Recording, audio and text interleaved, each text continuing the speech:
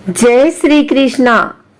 आज अमावस्या के दिन आइए सुनते हैं माँ गंगा की यह कहानी। नारद जी ने पूछा कि श्री हरि के चरण कमलों में प्रकट हुई गंगा किस प्रकार ब्रह्मा जी के कमंडल में रही। गंगा भगवान की प्रेयसी भी है।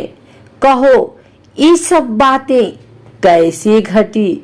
नारायण जी ने कहा, नारद, प्राचीन समय की बात है।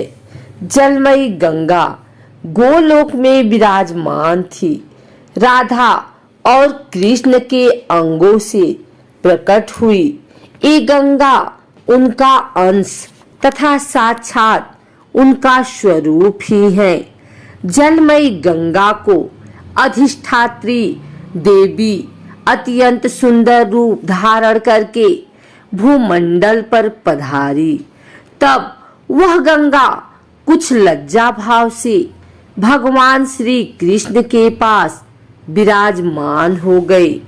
इतने में असंख्य गोपियों के साथ राधा भी आ गई। राधिका को आता देखकर कृष्ण उठकर खड़े हो गए और कुछ हंसकर आश्चर्य भाव से मधुर वचनों में बातचीत करने लगे। गंगा भी तुरंत उठ गई और राधा का स्तवन किया। राधा ने कहा, प्राणेश, आपके प्रसन्न मुख कमल को निहारने वाली एक कल्याणी कौन है। इसके मन में मिलने की इच्छा है। आपके मनोहर रूप ने इसे अचेत कर दिया है। इसके सब अंग पुलकित हो रहे हैं। राधा ने साध्वी गंगा से भी कुछ कहना चाहा। गंगा योग में प्रवीण थी। गंगा को योग से राधा का मनोभाव भी ज्ञात हो गया। अतः बीच सभा में ही अंतर ध्यान होकर वे अपने जल में प्रविष्ट हो गए। तब सिद्ध योगिनी राधा ने योग से इस रहस्य को जानकर उस जल स्वरूपिणी गंगा को अंजलि से उठाकर पीना आरंभ कर दिया। ऐसी स्थिति में राधा का अभिप्राय भी गंगा से छिपा न रह सका। अतः वह भगवान श्री कृष्ण की शरण में जाकर लीन हो गई। तब राधा ने गंगा को गोलोक, बैकुंठ लोक तथा ब्रह्मलोक आदि सब जगहों पर ढूंढा, परंतु वह कहीं न मिली। उस समय सर्वत्र जी का नितांत अभाव हो गया। फिर तो विष्णु, शंकर, धर्म राज, इंद्र, सूर्य देवता और मुनिगण सभी गोलोक में आए। भगवान श्री कृष्ण को उपस्थित सभी देवताओं ने प्रणाम करके उनका स्वागत किया।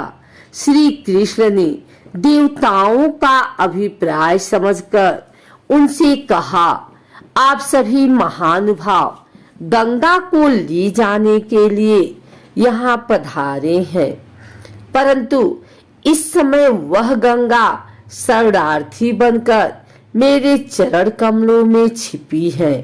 मैं आप लोगों को उसे सहर्ष सौंप दूंगा, लेकिन आप पहले उसे निर्भय कर दें, क्योंकि राधा उसे पी जाने के लिए उद्धत थी। फिर तो वे सब देवता भगवती राधा को प्रसन्न करने में लग गई। भक्ति के कारण अत्यंत विनीत होकर ब्रह्मा जी ने अपने चारों मुखों से राधा जी की स्तुति की। ब्रह्मा जी की इस प्रकार की प्रार्थना पर राधा जी हंस पड़ी। उन्होंने गंगा की सभी बातों को स्वीकार कर लिया। तब गंगा श्री कृष्ण के पैर के अंगूठे के नखाग्र से मिलकर विराजमान हो गए। ब्रह्मा जी ने गंगा के इस स्वरूप को कमंडल में रख लिया। भगवान शंकर ने उस गंगा जल को अपने मस्तक पर स्थान दिया। तत्पश्चात ब्रह्मा जी ने गंगा को राधा मंत्र की दीक्षा दी। गंगा ने सभी उचित नियमों से राधा की पूजा करके बैकुंठ के लिए प्रस्थान किया। जब गंगा बैकुंठ को चली गई तब ब्रह्मा जी भी बैकुंठ पहुँचे और जगत प्रभु श्री हरि को प्रणाम करके कहने लगे, भगवान श्री राधा और श्री कृष्ण के अंग से प्रकट हुई ब्रह्मद्रव स्वरूपणी गंगा इस समय एक देवी के रूप में सुशोभित है। प्रभु, आपसे मेरी प्रार्थना है कि आप सुरेश्वरी गंगा को अपनी पत्नी बना लीजिए। सभी पुरुष प्रकृति से उत्पन्न हुए हैं और स्त्रियां भी उसकी कला है। केवल आप भगवान विष्णु ही प्रकृति से परे निर्गुण ब्रह्मा हैं। परिपूर्णतम श्री कृष्ण स्वयं दो भागों में विभक्त हुए।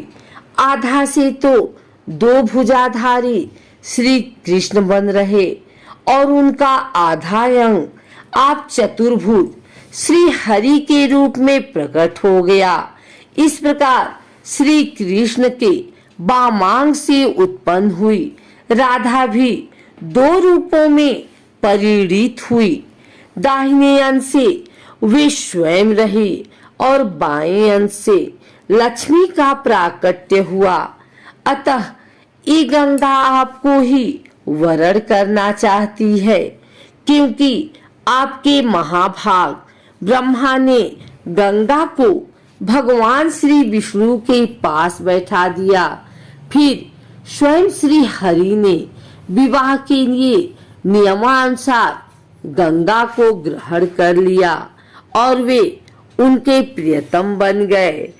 जो गंगा पृथ्वी पर पधार चुकी थी वह भी समय के अनुसार अपने उस स्थान पर पुनः आ गई।